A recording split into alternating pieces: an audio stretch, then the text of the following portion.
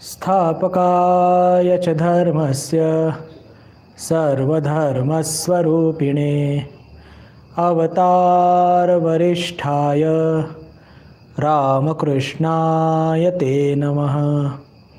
जननीं शारदां देवीं रामकृष्णं जगद्गुरुं पादपद्मे तयो श्रित्वा प्रणमामि मुहुर्मुहुः। नमः श्रेयतिराजाय विवेकानन्दसूरये सच्चित्सुखस्वरूपाय स्वामिने तापहारिणे श्रुतिस्मृतिपुराणामालयं करुणालयं नमामि भगवत्पादं शङ्करं लोकशङ्करं शङ्कराचार्यं केशवं बादरायणं सूत्रभाष्यकृतौ वन्दे भगवन्तौ पुनः पुनः।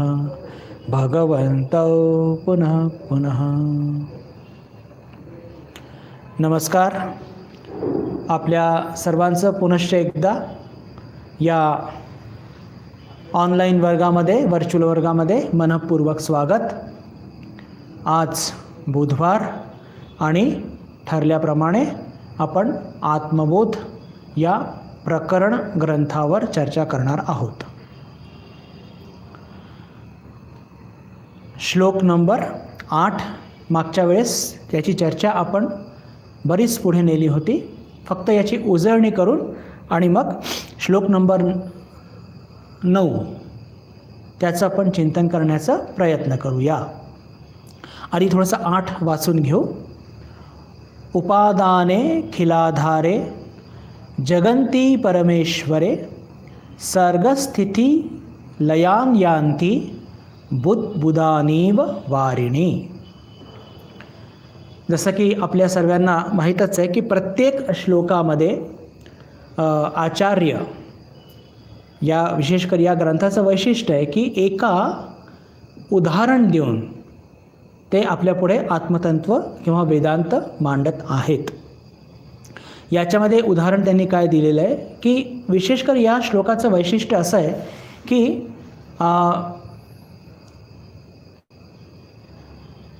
हे जग हे उत्पन्न कसं झालं आहे, कुठून या जगाची निर्मिती झालेली आहे, या संदर्भात ते आपल्याला सांगू इच्छित आहेत. आणि उदाहरण देऊन ते सांगतात की जसं पाण्यामध्ये पाण्याचा प्रवाह सुरू आहे तर त्या प्रवाहामध्ये काय होत असतं की पाण्याचे बुडबुडे निर्माण होत असतात. मागच्या वेळेस आपण उदाहरण घेतलं होतं की आपण जरा पाण्याची बादली भरतो, नळ सोडतो, तेव्हासुद्धा बघतो की खूप बुडबुडे निर्माण होतात पाण्याच्या त्या सरफेसवर. पाण्याचेच बुडबुडे पाण्यातच तयार होतात आणि पाण्यामध्येच ते विरून जात असतात. बिलकुल त्याप्रमाणे ब्रह्मतत्वातून हे संपूर्ण जग निर्माण होत असतं. ब्रह्मतत्वच त्याचा आधार आहे, अधिष्ठान आहे. आणि एवढंच नाही तर त्या ब्रह्मतत्वामध्येच हे जग आज नाही तर उद्या त्याचं ते विलीन होणार आहे. हेच आपल्याला आचार्य इथे सांगणार आहे. पण त्यांची सांगण्याची पद्धत म्हणजे एक फार ज्याला म्हणूया की एक टेक्निकल पद्धत आहे, तांत्रिक पद्धतीने त्यांनी सांगितलं आहे. पहा, या जगाला त्यांनी कार्य म्हटलं आहे आणि या जगामध्ये कोणतंही कार्य जे असतं त्याच्या मागे काहीतरी कारण असतं. आणि कारण कोणते असतात? मागच्याच बघितलं पण 2 कारणं असतात. एक कारण म्हणजे की उपादान कारण आणि दुसरं म्हणजे एफिशियंट कॉज किंवा निमित्त कारण. उदाहरण घेतलं होतं आपण टेबलाचं. हे टेबल म्हणजे हे टेबल जे कार्य आहे त्याचं मागचं कारण काय आहे तर त्याचं उपादान कारणचा अर्थ काय असतो की कशाने बनलेलं आहे आणि निमित्त कारण म्हणजे कोणी बनवलेलं आहे. तर हा जो टेबल आहे हा लाकडाने बनलेला आहे उपादान कारण लाकूड झालं आणि त्याचं निमित्त कारण सुताराने याला बनवलं. तसंच जर आपण एखादं सुवर्ण आभूषण घेतलं तर त्याचं उपादान कारण असणार सुवर्ण आणि घडवणारा सोनार. तर प्रत्येक जगामध्ये या प्रत्येक गोष्टीचे दोन हे कारणं असतात, कशाने बनलं आहे आणि बनवणारा कोण. तर जर मनामध्ये प्रश्न निर्माण झाला की या जगाची निर्मिती कोणी केली, म्हणजेच त्याचं उपादान कारण काय आहे, कशाने बनलेलं आहे, तर त्याचं उत्तर इथे देतात पहा. उपादाने खिलाधारे जगंती परमेश्वरे. परमेश्वरे शब्द वापरला आहे. परमेश्वरेचा अर्थ काय आहे इथे, की ब्रह्मतत्वानी हे जग पूर्ण बनलेलं आहे. आणि मग निमित्त कारण कोण आहे, बनवणारा कोण आहे, तेही ब्रह्म आहे. पहा, या जगाचं हेच वैशिष्ट्य आहे की याचं हे कशाने बनलेलं आहे, ब्रह्मतत्वानी. कोणी बनवलेलं आहे, ब्रह्मतत्वानीच. म्हणजे आपण ज्या लौकिक जगातमध्ये वस्तू बघतो तर त्याचं उपादान कारण वेगळं असतं आणि निमित्त कारण वेगळं असतं. आलं लक्षात. पण जेव्हा या जगाची आपण चिंतन करतो तर तिथे उपादान कारणसुद्धा ब्रह्मतत्व आणि निमित्त कारणसुद्धा ब्रह्मतत्वच असतं. ही सगळी चर्चा आपण मागच्या वेळेस केलेली होती. थोडंसं अजून पुढे जाऊया. आता बघा, या जगाचं उपादान कारण पण ब्रह्मतत्व आहे आणि निमित्त कारणसुद्धा ब्रह्मतत्व आहे.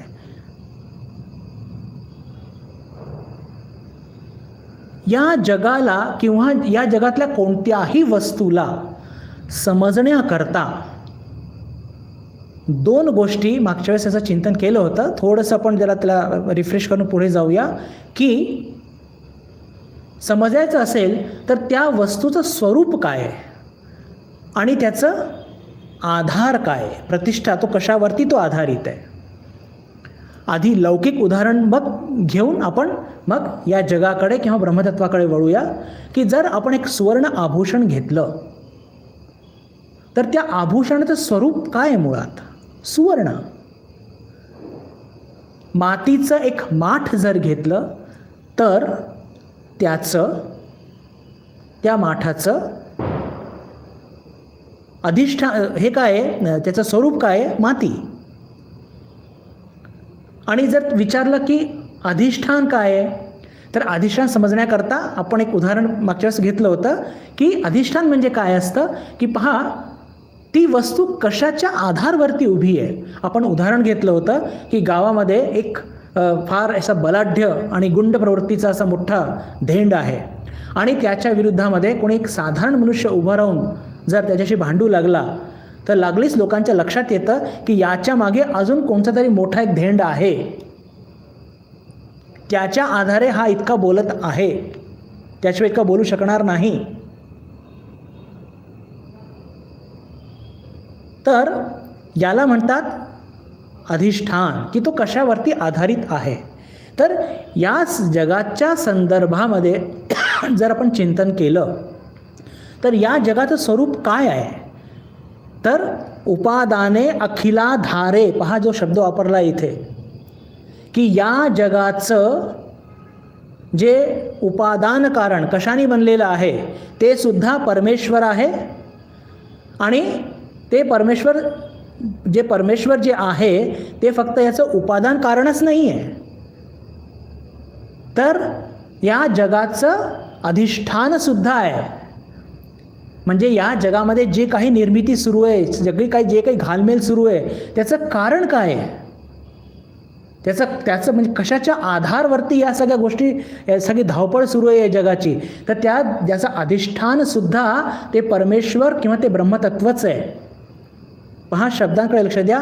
उपादाने म्हणजे कशाने निर्मित झालेलं आहे, ब्रह्मतत्वानी, परमेश्वरे. उपादान आपण आता चर्चा केली. उपादान कारण म्हणजे काय, कशाने बनलेलं आहे. कशाने बनलेलं आहे याचा अर्थ काय, की याचं उपादान कारण काय, तर ब्रह्मतत्व.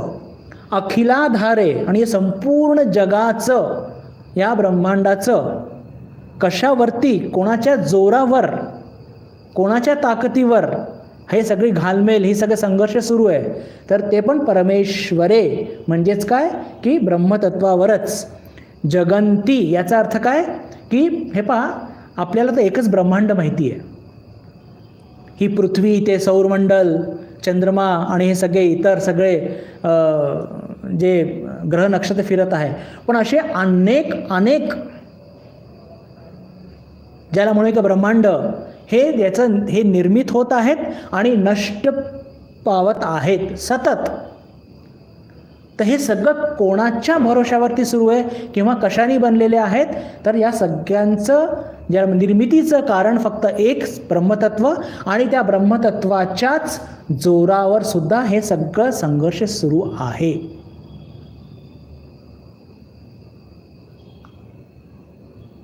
बंधू भगिनींनो, हे जे हे क्षमा करा, हे जे आपण जगत जे बघतोय ना आपल्या इंद्रियांच्या माध्यमातून,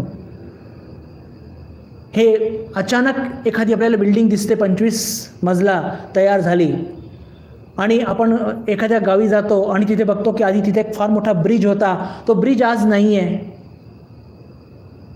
कुठे काही नवीन काही जो निर्माण झालेला आहे. तर पहा, या जगामध्ये आपल्याला असं दिसतं काहीतरी नवीन निर्मित झालेलं आहे आणि जुनं काहीतरी दुभंगलेलं आहे किंवा भंग पावलेलं आहे पूर्णपणे.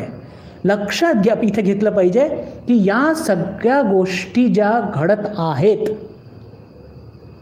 या सगळ्या गोष्टी ज्या घडत आहेत या ब्रह्मतत्वामध्ये घडत आहेत. माझा म्हणण्याचा अर्थ काय, थोडा मी विषयांतर करतो की ब्रह्मतत्व हे जगाला प्रोजेक्ट करत आहे, प्रक्षेपित करत आहे. कसं, एक उदाहरण घेऊया. आपण सिनेमा बघायला सिनेमाघरात जातो, तिथे काहीतरी एक मशीन असते आणि एका पडद्यावर त्या सगळ्या ते फिल्म जी असते ती प्रोजेक्ट केल्या जाते. वास्तविक तिथे दरी, डोंगर, हत्ती, घोडे, उंट, तो हिरो दाखवतात, ते काही वास्तविक असतं का? वास्तविक काही नसतं. वास्तविक तिथे काय असतं, फक्त एक स्क्रीन, बरोबर. त्या स्क्रीनवरती त्या गोष्टी प्रोजेक्ट केल्या जातात एक्झॅक्टली.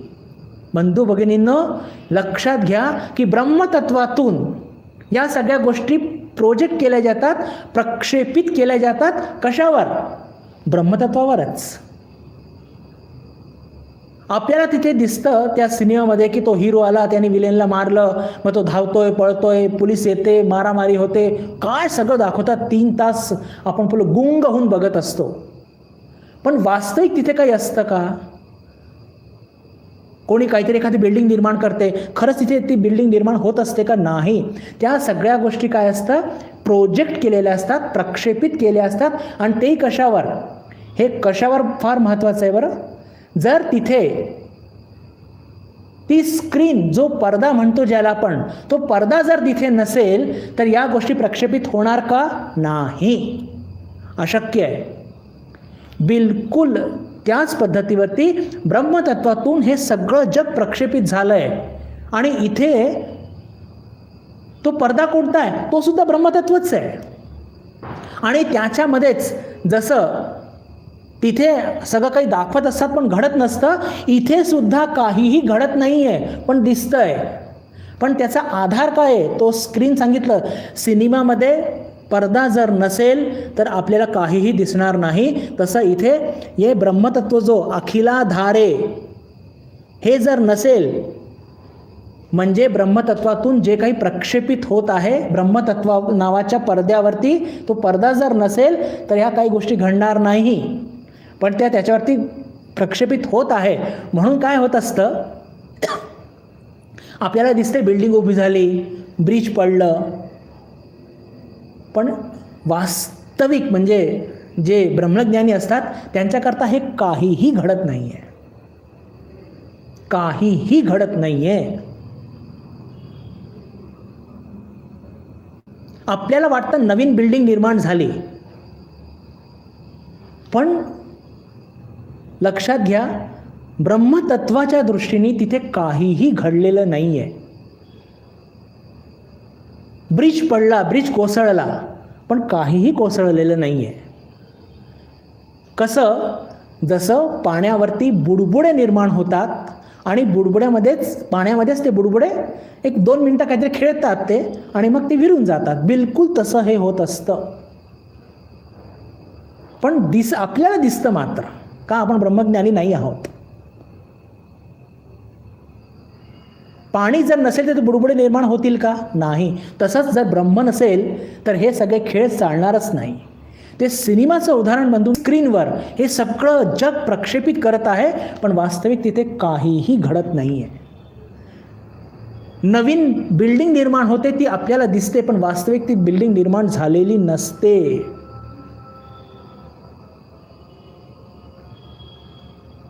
हे आपण इथे लक्षात घेतलं पाहिजे. सर्गस्थिती लयान यांती बुद्बुदा नीव वारिणी, की परमेश्वर किंवा ब्रह्मतत्व त्यातूनच हे जग निघालेलं आहे आणि ब्रह्मतत्वाच्याच आधारे हे सगळा खेळ सुरू आहे. या जगामध्ये कोणतीही आपल्याला दिसणारी आपल्याला दिसते ती नवनिर्मिती, पण ती नवनिर्मिती नसते. ती फक्त एक मायेचा खेळ असतो. आणि हे समजवण्याकरता आपल्या रामकृष्ण संघाचे एक स्वामीजी फार सुंदर उदाहरण द्यायचे.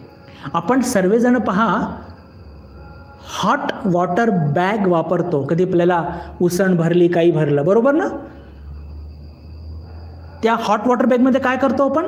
जवळपास अर्धा किंवा थोडं जास्त पाणी भरतो, तिला बंद करतो. आता कल्पना करा, त्या हॉट वॉटर बॅगला या बाजूनी दाबलं तर काय होतं? ती या बाजूला फुगते. त्या बाजूला दाबलं तर काय होतं? ती या बाजूला फुगते. या बाजूला दाबलं तर ती या बाजूला फुगते. म्हणजेच काय? त्याच्यामध्ये भरलेलं पाणी ते फक्त ती आपली जागा बदलत असतं, पण त्याच्यामध्ये काही परिवर्तन तसं घडत असतं का? नाही. तसंच या जगामध्ये आपण म्हणतो नवी बिल्डिंग, नवीन ब्रिज तयार झालं, तसलं काहीही घडत नसतं. तसलं काहीही घडत नसतं, हे लक्षात घेतलं पाहिजे. ब्रह्मज्ञाच्या दृष्टीने हे नुसतं आपल्याला असं वाटतं काहीतरी नवीन निर्मिती झाली आहे, पण ब्रह्मज्ञ ऋषींच्या दृष्टीमध्ये काहीही नवीन घडत नसतं, काहीही मोडल्यासुद्धा जात नसतं. हे एक फार महत्त्वाचा सिद्धांत आहे. सर्गस्थितीत लयान यांती म्हणजे ॲक्च्युली हा जो खेळ चालू असतो ना, जसं बुडबुड्यांचा खेळ पाण्यामध्येच चालू असतो. आपण नळ सोडला, पाणी भरायला सुरुवात केली, बुडबुडे निर्माण झाले, पण ते बुडबुडे असतात काय? नेमकं पाणीच तर असतात. हो, ही बिल्डिंग आली म्हणजे काय? ही बिल्डिंग आली म्हणजे काय? ते ब्रह्मतत्वच आहे. ब्रिज कोसळला काय? तो कोसळून जाणार कुठे? ते ब्रह्ममध्येच जाणार. जसं पाण्याचे बुडबुडे पाण्यामध्ये निर्माण होतात, पाण्यामध्ये खेळतात आणि पाण्यामध्येच विरून जातात, तसंच या जगामध्ये नवीन निर्मिती काही होत नसती. ते पाण्याचे बुडबुडे असतात. निर्माण झाले म्हणजे आपल्याला वाटतं की नवीन काहीतरी तयार झालं, पण काही दिवसांनी ते त्याचं नष्ट होऊन ते पुन्हा ब्रह्मतत्वामध्येच विलीन होत असतं. सर्गस्थितीत लयान यांती बुद्बुदा नीव वारिणी. पाण्याचे बुडबुडे जसे पाण्यामध्ये निर्माण होतात, पाण्यामध्येच विरून जातात, पाण्यामध्येच खेळतात, तसं हे जग हे ब्रह्मतत्वातूनच उपजलेलं आहे. याचा आधारसुद्धा ब्रह्मतत्व आहे आणि जेव्हा नष्ट होईल तेव्हा ब्रह्मतत्वामध्ये पूर्णपणे तो विलीन होऊन जाईल, विसर्जन होऊन जाईल. या जगामध्ये कोणतीही नवीन निर्मिती होत नाही आहे. हां, हे गोष्ट होत असते की नामरूप बदलतं. हे सांगायला मी विसरलो. नामरूप बदलतं हे मान्य आहे. 10 मजल्याची बिल्डिंग इथे उभी होती, एअरपोर्ट तिथे होतं, तर कदाचित 50 वर्षानंतर एअरपोर्ट तिथे जाईल, ही बिल्डिंग तोडून तिथे कदाचित रस्ता झाला असेल. नामरूप बदललं आहे, बाकी काही नवीन निर्मिती काही झालेली नाही आहे. आपल्याला असं वाटतं, आपण म्हणतो अरे ही नवीन बिल्डिंग झाली, तो नवीन एअरपोर्ट झाला. तसं काहीही झालेलं नसतं. ते पाण्यातले बुडबुडे तयार होतात, खेळतात आणि पुन्हा विरून जात असतात. हे आपण इथे लक्षात घेतलं पाहिजे. आता श्लोक नंबर 6 आणि श्लोक नंबर 7 यांची 6 आणि 7 आणि 8 याची चर्चा केल्यानंतर मनामध्ये एक प्रश्न निर्माण होतो बघा.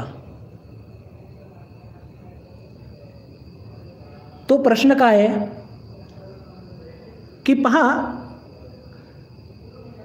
6व्या श्लोकामध्ये सांगितलं आपल्याला की हे जग कसं आहे.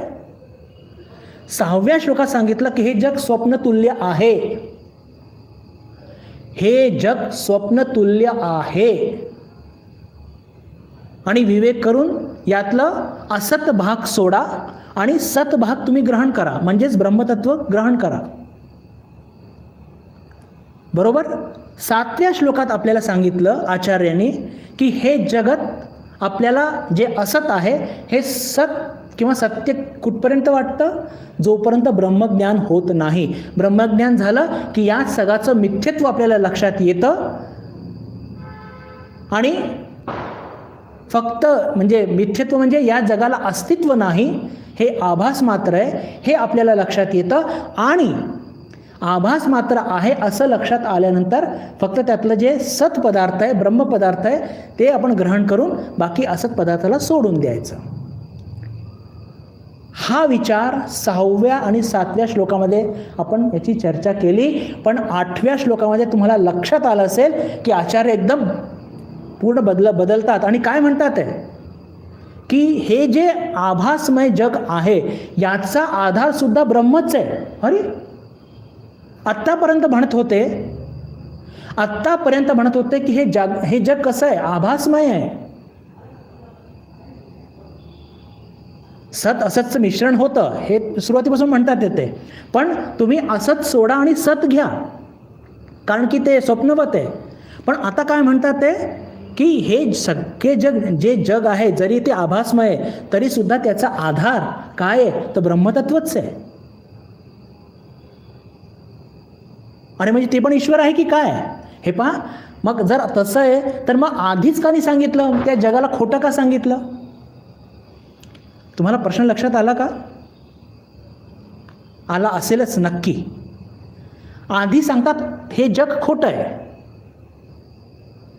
आणि हे जग तुम्हाला खोटं कुठपर्यंत वाटेल, जोपर्यंत तुम्हाला ब्रह्मज्ञान होत नाही.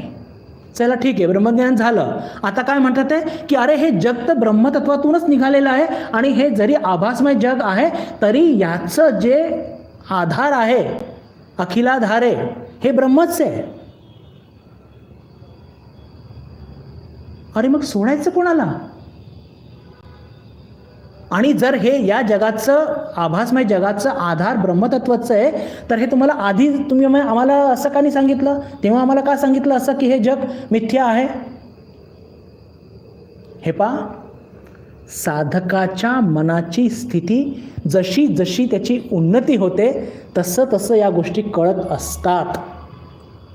जर आपल्याला सुरुवातीलाच सांगितलं की या जगामध्ये ईश्वरच किंवा या जगाचं मध्ये ब्रह्मतत्वच खेळत आहे तर पहा, आपण ऑलरेडी या जगाला सध्या आपल्याकरता तर सत्य आहे आणि आपण आत्ताच इतके अटॅच्ड आहोत आणि हे जग सत्य म्हटल्यानंतर आपण त्याला कधी सोडणारच नाही. पटतंय. ही टप्प्याटप्प्याने का सांगतात आहे. आधी नेती नेती ठाकूरांच्या भाषेमध्ये आणि आता म्हणतात ते इति इति, म्हणजे आधी काय की हे जग मिथ्या आहे, सोडा, विवेक करा, साधना करा आणि यातला असत भाग काढा आणि सत ग्रहण करा, म्हणजे तुम्हीच ब्रह्म आहात याचा बोध होऊ द्या. आणि जेव्हा तुम्हाला हे बोध झाला की तुम्ही ब्रह्म आहात त्याच्यानंतर या जगाकडे बघा तर तुम्हाला लक्षात येईल की अरे या जगामध्ये असत नावाची गोष्ट नाहीच आहे. जे काही दिसतंय, मी ज्याला आत्तापर्यंत असत समजत होतो त्या सगळ्यांचा आधार तर ब्रह्मतत्वच आहे. म्हणजेच काय की सर्वं खलु इदं ब्रह्म. दोन पोझिशन्स, दोन विचार लक्षात घ्या. ब्रह्म सत्यम जगत मिथ्या, 6वा आणि 7वा श्लोक. ब्रह्म सत्यम जगन मिथ्या, या जगाला सोडा, हे खोटं आहे, विवेक करा, साधना करा, सेवा करा. आणि स्वतःचं आत्मस्वरूप ओळखून घ्या. 6वा आणि 7वा श्लोक. बरोबर. पण जेव्हा ब्रह्मज्ञान झालं आणि साधना अजून तीव्र झाली, अजून विवेक केलं, तर नंतर काय लक्षात येतं की अरे मी ज्याला मिथ्या समजून सोडत होतो ते सुद्धा तर या ब्रह्मतत्वातूनच निघालेलं आहे. त्याचा आधार सुद्धा ब्रह्मच आहे. म्हणजेच काय, सर्वम खलु इदम ब्रह्म, बृहदारण्यक उपनिषद. म्हणजे ठाकूरांच्या भाषेमध्ये आधी जेव्हा आपण ज्या स्तरावरती आहोत आपल्याला नेती करून पुढे जायचं आहे की हे जग, हे म्हणजे हे ब्रह्म नाही, हे ब्रह्म नाही, असं करून आपल्याला ब्रह्मज्ञान प्राप्त करायचं आहे. आणि तिथे थांबायचं नाही आहे, अजून पुढे जायचं आहे. आणि जेव्हा पुढे जाऊ तर एक स्थिती अशी येईल की या जगामध्ये सगळ्या दूर ज्याला आपण असत म्हणून सोडलं होतं त्याच्यामध्ये सुद्धा आपल्याला तोच ईश्वर, तेच आत्मतत्व, तेच ब्रह्मतत्व याचा अनुभव आपल्याला होणार आहे. म्हणून तर म्हणतात की कण कण में भगवान, अणु रेणूमध्ये ईश्वर दडलेला आहे. आधी नेती आणि मग ईश्वर अजून कुठे नाही, इति याच्यामध्येच ईश्वर आहे. पण ते आचार्यांनी पहा किती सुंदर पद्धतीने आपल्या पुढे मांडलेलं आहे की आपल्या मनाची स्थिती कशी आहे त्याला लक्षात घेऊन त्यांनी हे सगळे तत्व मांडलेले आहेत. हे फार महत्त्वाचं आहे बरं, हे फार महत्त्वाचं आहे. आणि हे प्रश्न आपल्या मनामध्ये निर्माण झालेलेच पाहिजे. एका ठिकाणी म्हणतात ब्रह्म पण सत्य आणि जगत पण सत्य. पण हे त्यांनी केव्हा म्हटलं, जेव्हा त्यांना प्रत्येक अणुरेणूमध्ये तोच एक ब्रह्मतत्व खेळत आहे याचा अनुभव झाला. कधीकधी हे असे वाक्य वाचून बुद्धी जरा गरगर करू लागते की हे काय आहे. शंकराचार्य म्हणतात की ब्रह्मसत्यम जगन मिथ्या. हो, ते एकदम सुरुवातीच्या पायरीवर, ते तुमच्याकरता आणि माझ्याकरता. पण जेव्हा एक साधक तयार होतो, ब्रह्मज्ञान म्हणजे स्वतःमध्ये ते ब्रह्मतत्व आहे याची अनुभूती होते, त्याच्यानंतर जेव्हा तो सगळ्या दूर तेच म्हणजे ज्याला आपण असत म्हणून सोडलेलं आहे त्याचा आदर, ते निर्माण कुठून झालेलं आहे, ब्रह्मतत्वातूनच निर्माण झालेलं आहे ती माया. आणि त्याचा आधार सुद्धा काय आहे, ब्रह्मतत्वच आहे. आणि म्हणून पहा आपण जे म्हटलं इथे उपादाने अखिलाधारे, म्हणजे या सगळ्या ज्याला आपण मिथ्या म्हणत आहोत ते तयार सुद्धा झालं आहे ब्रह्मतत्वातूनच, त्याचा आधार सुद्धा ब्रह्मतत्व आहे. मग ते असत कसं झालं. पण याचा बोध केव्हा होतो, जेव्हा आपण या वेदांताचा टोक गाठतो तेव्हा. अणुरेणूमध्ये ईश्वर केव्हा दिसतो, जेव्हा वेदांताचा टोक गाठतो तेव्हा. पण सुरुवातीला आपण आसक्त आहोत म्हणून या जगाचं आभासमय रूप ज्याला अस्तित्व नाही याचं बोध आपल्याला झाला पाहिजे. पहा ठाकूरांनी एका ठिकाणी म्हटलेलं आहे, याचा मी उल्लेख केला होता कधीतरी. ठाकूर म्हणतात हृदयला की अरे हे जग जर सत्य असतं तर तुझ्या कामार पुकूरला मी सोन्याने मढवून दिलं असतं.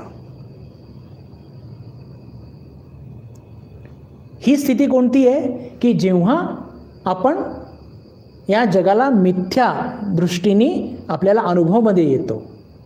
पण तेच आपल्याला म्हणजे ठाकूरांना प्रत्येक जीवामध्ये प्रत्येक ठिकाणी तेच ब्रह्म खेळत आहे याची अनुभूती झाली.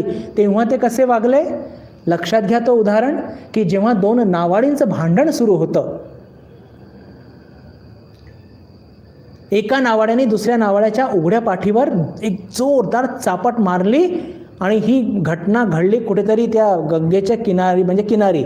ठाकूर बसले होते आपल्या त्या गोल वरांड्यामध्ये आणि त्याला चापट मारल्याबरोबर ठाकूर जोरात किंचाळले, इतक्या जोरात किंचाळले की थोडंसं दूर कुठेतरी हृदय तिथे काही काम करत होता, तो धावत आला की मामा काय झालं. म्हणजे ते ओरडण्यावर लक्षात आलं की कोणीतरी इजा केली ठाकूरांना. आणि जेव्हा हृदय येऊन बघतो तर ठाकूरांच्या पाठीवर 5 बोटं उमटलेले होते.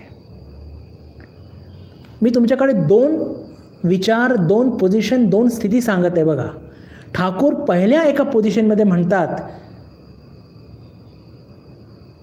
की रिधू, ते त्याला प्रेमाने रिधू म्हणायचे, की रिधू जर हे जगत सत्य जर असतं तर तुझ्या कामार पुकारा मी सोन्याने मढवून दिलं असतं. म्हणजेच तेव्हा ठाकूरांचा भाव काय होता? नेती नेती, हे जग आभासमय आहे, या जगाला त्याचं अस्तित्व नाही आहे. म्हणजे अनुभूतीची ती एक पायरी आहे, वेदांताची ती एक पायरी आहे. आणि जेव्हा साधनेच्या एकदम आपण अजून पुढे जातो तेव्हा काय होतं की अरे या जगाला तर ज्याला आपण आभास म्हणत होतो त्याला आधार आहे, ईश्वराशिवाय दुसरं काही नाही. आणि जेव्हा ईश्वर सोडून दुसरं काही नाही, त्या एकत्वाचा जेव्हा बोध होतो तेव्हा एका नावाड्याने मारलेली चापट त्याचा बोध ठाकूरांच्या पाठीवरती होतो आणि ठाकूर कळवरून रळतात. आणि एवढंच नाही, जेव्हा मथुरबाबू त्यांना वाईट ठिकाणी नेतात तर त्या प्रत्येक माता भगिनींमध्ये ते काय बघतात? साक्षात भवतारिणी खेळत आहे. म्हणजेच काय? इति इति, अणु रेणूमध्ये तेच खेळत आहे.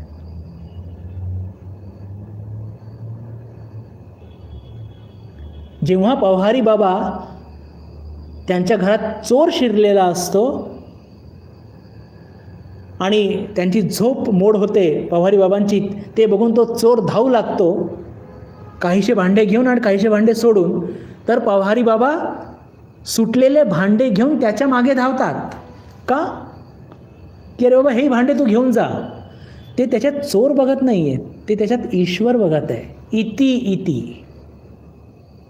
तर माझा म्हणण्याचा अर्थ काय? उपादाने अखिलाधारे जगंती परमेश्वरे सर्गस्थिती लयान यांती बुद्बुदा नीव वारिणी. तो चोर, तो नामरूपात्मक, ते खोटं आहे. मला तो चोर का दिसतो? कारण माझं ब्रह्मज्ञान झालेलं नाही आहे. त्यांना ते ईश्वर का दिसतात? कारण की त्यांचं मन स्वच्छ झालेलं आहे आणि त्यांना या जगाचं जे अस्तित्व त्या ब्रह्मतत्वावरती आहे याचा बोध झालेला आहे. आपल्याला अजून तर या जगाचं मिथ्यत्वच नाही. पहा, हा जो टप्पा आहे लक्षात ठेवा बरं. आधी जगाचं मिथ्यत्व पटलं पाहिजे, अनुभवात आलं पाहिजे. पटलं पाहिजे नाही, पटणं बिटणं आता सोडा, ते या गोष्टी खूप मागे झाल्या. आधी हे जे जग आहे याचं मिथ्यत्व आपल्याला पटलं पाहिजे, अनुभवात आलं पाहिजे. आणि अनुभवात आल्यानंतर अजून जेव्हा पुढे जाऊ तेव्हा हे जग ईश्वराशिवाय दुसरं काही नाही त्याचा बोधसुद्धा होईल. वचनामृतमध्ये अजून एक सुंदर उदाहरण आहे बरं. आपलं वचनामृत एकदम बेजोड, अद्वितीय, अप्रतिम, काय काय म्हणायचं. प्रभू रामचंद्रांचं उदाहरण देतात आपले ठाकूर आणि काय म्हणतात की प्रभू रामचंद्र वशिष्ठांकडे जातात विद्या अध्ययन करता आणि साक्षात ब्रह्मत. आणि जेव्हा त्यांचे ते संवाद होतो, म्हणजे त्यांचे ते वर्ग वगैरे भरतात, तर काही वर्षाची साधना होते आणि लागलीच कोरडं लाकूड पेट घेतं आणि मनामध्ये वैराग्य आणि म्हणतात की मी या सगळ्या जगाचा त्याग करणार, काही अर्थ नाही आहे. आता प्रभूंनी जर त्याग केला तर हे सगळं राज्यकारभार कोण चालवणार? आणि जेव्हा हे कौशल्य मातेला कळतं ते फार चिंताग्रस्त होते आणि बघते की हे तर साक्षात वैराग्याची मूर्ती. मग आता काय करायचं? तेव्हा वशिष्ठ काय म्हणतात ते फार महत्त्वाचं आहे बरं. अत्यंत महत्त्वाचे ते वाक्य आहे. ते दिलासा देतात माता कौशल्याला आणि म्हणतात प्रभू रामचंद्रांना की मला माहिती आहे तुमच्या हृदयामध्ये तीव्र वैराग्य त्यांनी पेट घेतलेली आहे, पण रामा त्यांचे गुरु होते ना, म्हणून ते एकेरी शब्दाने त्यांना हाक म्हणायचे, रामा तू विचार करून बघ की ईश्वरापासून हे जग वेगळं आहे का? Wonderful, one of the best statement ठाकूरांनी दिलेलं. रामा विचार करून बघ, हे जग काय ईश्वरापासून वेगळं आहे का? म्हणजेच काय, वशिष्ठांनी प्रभू रामचंद्रांना आधी जगाचं मिथ्यत्व अनुभव करून दिलं आणि आता त्यांना हे म्हणजे अनुभवात आणून देण्याकरता ते त्यांना विचार देत आहे की ईश्वरापासून हे जग वेगळं आहे का. म्हणजेच काय, हे जग आणि ईश्वर काही वेगळं नाही, अणु रेणूमध्ये तेच एक ब्रह्मतत्व खेळत आहे. पण आपल्यासारख्या सामान्य माणसाला लक्षात घ्या, टप्प्याटप्प्यानेच जावं लागेल. प्रभू रामचंद्रांना, भगवान श्रीरामकृष्णांना, माताजींना, स्वामीजींना, ह्या सगळ्यांना एका जीवनामध्येच हे सगळे त्यांनी टप्पे पार केले. म्हणजे कोणतं, आधी नेती हे जग मिथ्या आहे याचं बोध, त्याच्यानंतर हे जग ईश्वर सोडून दुसरं काही नाही याचं बोध, किंवा त्याच्या पुढच्या ज्या काही अनुभूती असतील सगळ्या त्यांना झाल्या होत्या. आणि अनुभूती म्हणजे काय, अनुभूतीची काही इति करता येत नाही. ठाकूर काय म्हणायचे, ईश्वराची इति करता येत नाही. तर या सगळ्या अवतार महापुरुषांनी हे सगळं गाठलं होतं. पण आपल्याकरता पहिली पायरी म्हणजे काय, की या जगाचा मिथ्यत्वाचा बोध आपल्याला झाला पाहिजे. आणि तो मार्ग आपल्याला का सांगितला गेलेला आहे, की जर आपल्याला सांगितलं की हे जग ईश्वरानेच भरलेलं आहे, तर लक्षात घ्या आपल्या जीवनामध्ये हवा तसं वैराग्य नाही येणार. आणि कदाचित आपण जास्तच हे जग ईश्वर आहे असं म्हणून अजूनच चिकटून बस यातून कधी बाहेरच पडू शकणार नाही आपण. तर ह्या दोन जे पोझिशन्स ज्याला आपण म्हणूया की अतिशय सुंदर पद्धतीने, आणि विशेषकर जे मला सांगायचं आहे की ज्या पद्धतीने सांगितले गेलेलं आहे, ज्या क्रमाने सांगितलं गेलेलं आहे ते फार उत्तम. आणि ठाकूरांच्या वचनामध्ये सुद्धा आपल्याला ह्या सगळ्या गोष्टी एकदम स्पष्टपणे वाचायला मिळत असतात. इथे शारदानंदजी महाराजांचं पण एक प्रसंग आणि माताजींच्या जीवनातले एक दोन प्रसंग सांगून मग तिथे या श्लोकाला पण तिथे व्यवस्थित थांबूया, कारण की फार ते महत्त्वाचं आहे. शारदानंदजी महाराज जेव्हा श्रीरामकृष्णांकडे येऊ लागले, तर पहिल्या किंवा दुसऱ्या भेटीमध्येच, दुसऱ्या किंवा तिसऱ्या भेटीमध्येच ठाकूरांनी त्यांना विचारलं की सांग तुला काय पाहिजे. कसं होतं की ठाकूर हे त्यांच्याकडे येणाऱ्या प्रत्येक साधकाची स्थिती किंवा याच्याकडनं भावतारणीला काय कार्य करून घडून आणायचं आहे, हा कुठपर्यंत पोहोचू शकतो, हे सगळं त्यांना कळायचं. तर अशा ज्याला म्हणतो की उच्च आधार असलेले जे साधक, त्यांनाच हे असे प्रश्न विचारायचे. स्वामीजींनी विचारलं होतं काशीपूरला, इथे शारदानंदजी महाराजांना विचारतात, तर शारदानंदजी महाराज त्यांना उत्तर देतात, पहा की प्रत्येक कणकणमध्ये तोच एक ईश्वर विद्यमान आहे याची अनुभूती मला झाली पाहिजे. ठाकूरांनी विचारलं की सांग तुला काय पाहिजे, तर काय म्हणतात शारदानंदजी महाराज की प्रत्येक कणकणमध्ये तोच एक ईश्वर विद्यमान आहे याची मला अनुभूती झाली पाहिजे. तर ठाकूर खूप प्रसन्न होतात, पाठ थोपटवतात आणि म्हणतात की अरे पण ते तर एकदम टोकाची गोष्ट आहे रे, पण तरी या मुलाची झेप तिथपर्यंत आहे आणि भविष्यात ते गाठणार, आणि आत्तापासूनच जर याची इतकी तयारी आहे, अशी इच्छा आहे, तर नक्की ते पूर्ण होणार. आणि ठाकूर त्याचं खूप कौतुक करतात. आणि भविष्यामध्ये बघतोच की हे सर्व 16चे 16 शिष्य कसे हे ब्रह्मज्ञानी होते. माताजींच्या जीवनातला हा जो एक प्रसंग आपण थोडासा बघूया, थोडासा एक वेगळ्या अर्थाने तो आहे. पुढचा श्लोक जेव्हा आपण त्याची चर्चा करू तेव्हा तो घेऊ, कारण की तिथे तो जास्त ॲप्रोप्रिएट होईल. आत्ता एक फक्त कबीरचा दोहा फार सुंदर आहे की प्रत्येक ठिकाणी तोच एक ईश्वर खेळत आहे. प्रत्येक अणुरेणूमध्ये तोच ईश्वर आहे हे सांगण्याकरता कबीरांनी म्हटलेलं आहे, लाली मेरे लाल की जित देखूं तित लाल, लाली देखन मैं गई मैं भी हो गई लाल. लाली मेरे लाल की जित देखू तित लाल. म्हणजेच काय, लाली मेरे लाल की म्हणजेच त्या ईश्वराला मी बघायला गेली तर मला काय दिसतंय, चारी बाजूला तेच सर्व काही दिसून राहिलं आहे. म्हणजे वेदांताचा टोक किंवा ब्रह्मज्ञानाचा तर टोक, पण हा एंड समजायचा नाही बरं, कारण की ईश्वराची इथे आपल्याला करायची नाही आहे आणि ठाकूरांना खूप राग यायचा. लाली मेरे लाल की जित देखो तित लाल, लाली देखन मैं गई तो मैं भी हो गई लाल. म्हणजे तोच ईश्वर माझ्यामध्ये सुद्धा आहे याची अनुभूती मला झालेली आहे. आणि बाहेर तर तुम्हाला दिसतच आहे, चारी बाजूला तो ईश्वर मला दिसत आहे. तर हे जे श्लोक नंबर 6, 7 आणि 8 दोन कन्सेप्ट्स आपल्या वेदांतामध्ये उपलब्ध आहे बंधू भगिनींनो. एकाला म्हणतात ट्रान्झंडेंटल ब्रह्मन आणि एकाला म्हणतात इमॅनंट ब्रह्मन. ट्रान्झंडेंटल म्हणजे काय, की जेव्हा आपण या जगाला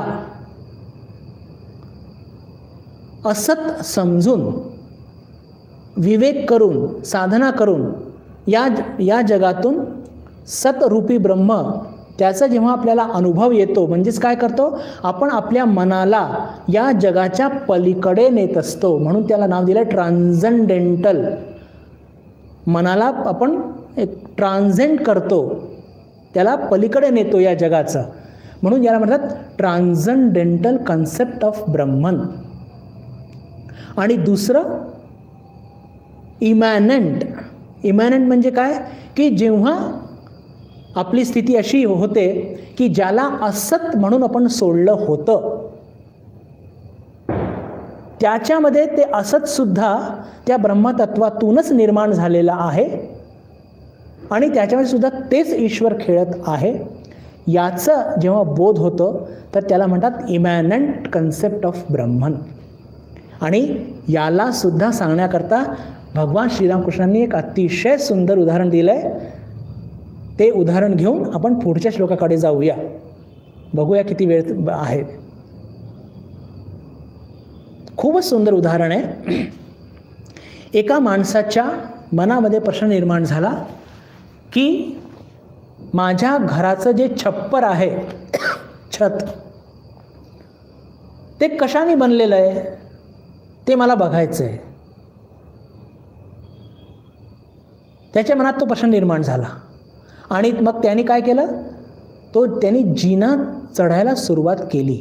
आणि जिना चढायला सुरुवात केली तर तो बघतो की जिना जो आहे तो वाळू, सिमेंट, विटा, लोखंड यांनी बनलेला आहे. आणि त्याची तो चाचणी करत पायरी चढू लागला. आणि पायरी चढल्यानंतर जेव्हा तो त्या छपरावर पोहोचला, छतवर पोहोचला, तर वरती जाऊन सुद्धा तो हेच बघतो की अरे ज्या तत्वानी हे सगळं जिना तयार झालेलं आहे, वीट, वाळू, लोखंड, सिमेंट, त्यानेच तर हे छत बनलेलं आहे. म्हणजे या जगामध्ये ब्रह्मतत्व सोडून दुसरं काही नाही आहे. सुरुवातीला म्हणजे पहा, ठाकूरांनी काय एक्सलंट उदाहरण देऊन सांगितलेलं आहे की साधक सुरुवातीला या जगाला नेती करून त्यातलं सत भाग घेतो आणि असत भाग सोडतो. प्रथम पायरीवरती त्यांनी बघितलं वीट, सिमेंट, काय लोखंड बिखंड सगळं आहे. म्हणजेच नेती करून त्यांनी त्या असत भागाला काढलं. पण वरती पोहोचल्यावर, तर वेदांताच्या टोकावर पोहोचल्यावरती तो काय बघतो की अरे ज्या वीट, सिमेंट, लोखंड ज्याने त्या शिड्या बनलेल्या आहे त्यानेच तर छत बनलेली, छप्पर बनलेलं आहे.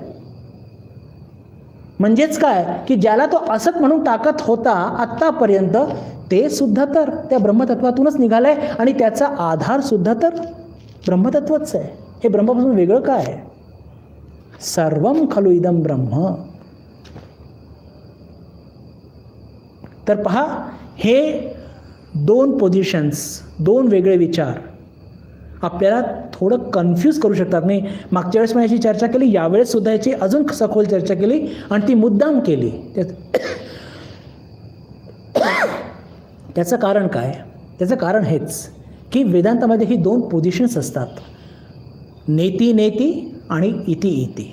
पण आपल्याला नेती नेतीनेच सुरुवात करावं लागेल, नाहीतर आपलं हे जे मोह आहे, आसक्ती आहे, त्या संसाराप्रती कमी होणार नाही.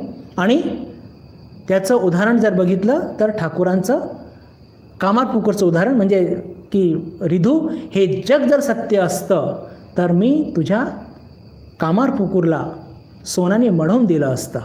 आणि तेच ठाकूर जेव्हा सगळ्या दूर ईश्वर बघतात, त्या भावामध्ये स्थित होतात, तेव्हा त्यांना काय बोध होत असतं की त्या कोणत्याही म्हणजे वाईट स्त्रीमध्ये सुद्धा त्या भावतारणीने तिला बघतात. किंवा एकदा असं पण घडलं होतं, 2-3 घटना त्यांच्या जीवनात तशा घडलेल्या आहे की जेव्हा त्या वैश्विक भावामध्ये असताना एकदा बाहेर वरांड्यात ते बसले असताना एक मनुष्य त्या दक्षिणेश्वरचा जो बगीचा आहे त्या बगीच्यावरती गवतावरती आपले पाय खूप असे घासून घासून चालत होता.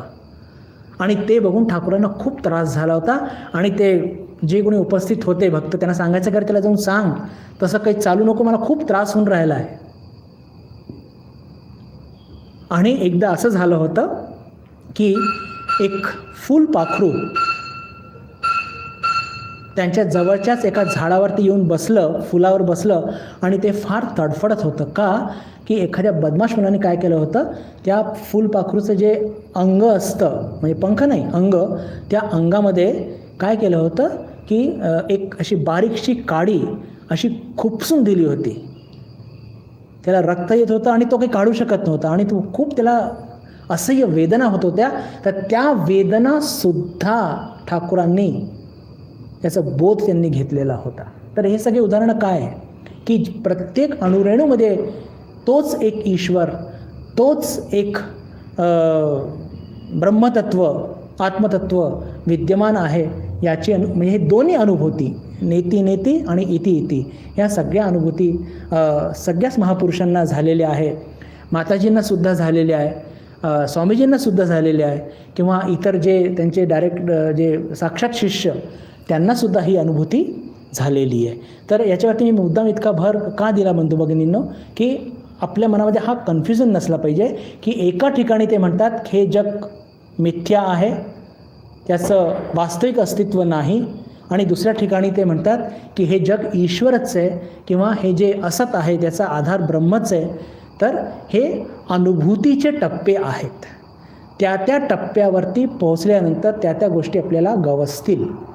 पण आपल्याला सुरुवात नेती नेतीपासूनच करावी लागणार आहे. हे सुस्पष्ट करण्याकरता आपण इतकी याची चर्चा थोडीशी लांबवली. वेळ थोडा होत आलेला आहे, पण आता 9व्या जो श्लोक आहे त्याची थोडी एक चर्चा करून मग तिथे आपण थांबूया. आणि हा जो 9वा श्लोक आहे बंधू भगिनींनो, हा 9वा श्लोकसुद्धा 8व्याचीच एक ज्याला म्हणतो की पुनरावृत्ती आचार्यांनी केलेली आहे. हे आपल्याला बिलकुल स्पष्टपणे लक्षात येणार आहे. आधी आपण श्लोक वाचूया. फक्त काय आहे, शब्दांची मांडणी थोडीशी वेगळी आहे, उदाहरण थोडंसं वेगळं आहे, पण त्यातून निष्कर्ष तोच आहे. हे आपण लक्षात घेतलं पाहिजे बस. सच्चिदात्मन्य अनुस्यूते नित्ये विष्णू प्रकल्पिताः व्यक्तयो विविधाः सर्वा हाटके कटकादिवत. सच्चिदात्मन्य अनुस्यूते नित्ये विष्णु प्रकल्पिताः व्यक्तयो विविधाः सर्वा हाटके कटकादिवत. आधी आपण उदाहरण घेऊया, पण आधी त्याचा अर्थ वाचून घेऊ. कंकण इत्यादी सर्व आभूषणे जशी सोन्यामध्ये अवस्थित असतात, त्याप्रमाणे सर्व प्रकारचे पदार्थ आणि प्राणी सच्चिदानंद नित्य सर्वव्यापक विष्णुरूप अधिष्ठानात अनुस्यूत असतात. म्हणजेच काय की हाटके कटकादिवत हे उदाहरण आहे या सिद्धांताचं. हाटके म्हणजे काय तर सुवर्ण. कटकादिवत, कटकादिवत म्हणजे काय कंकण. की जसं सोन्यामध्ये कंकण हे दडलेलं आहे. आता आपण साधारणपणे काय विचार करतो, कंकण हे सोन्यात असतं की सोनं कंकणामध्ये असतं. माती आणि माठ, आपल्याला हे माहिती आहे की माठ हे मातीने तयार झालेलं आहे. पण हे काय सांगतात आहे, मातीमध्ये माठ आहे असं ते सांगतात आहे. पण असं त्याचं सांगण्याचा अर्थ काय की मातीचा ढीग इथे पडलेला आहे. तर ढीग हा काय नामरूप आहे.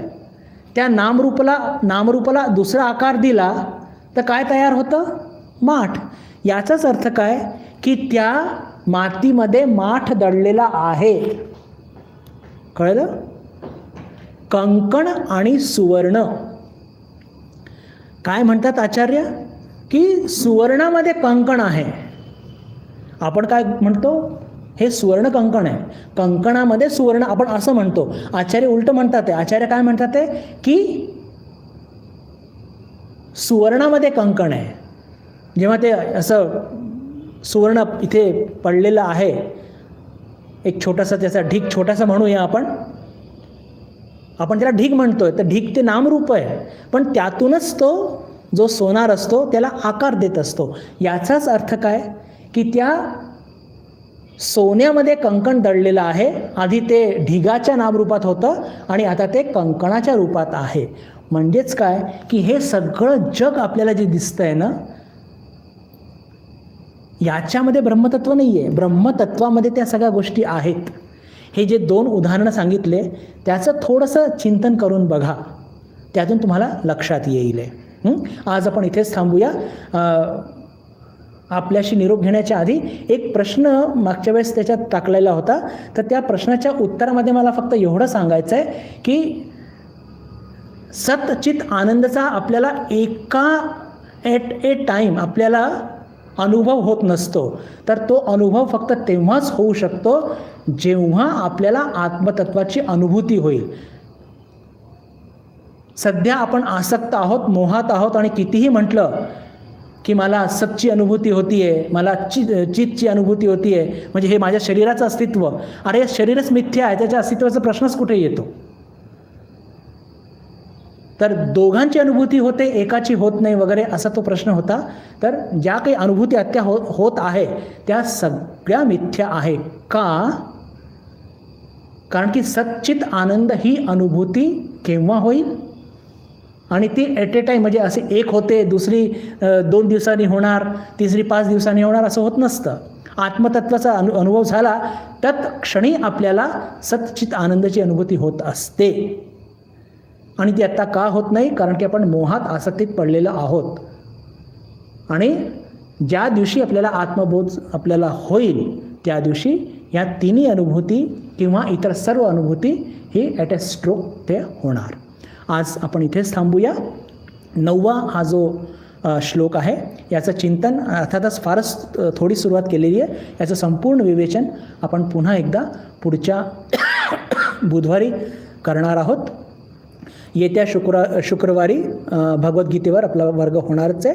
त्या दिवशी आपली सर्वांशी पुन्हा एकदा भेट होईल अशी आशा मनात ठेवून मी आपल्या सर्वांशी निरोप घेतो. नमस्कार. ओम शांती शांती शांती. हरि ओम तत्सत. श्रीरामकृष्णार्पणमस्तु.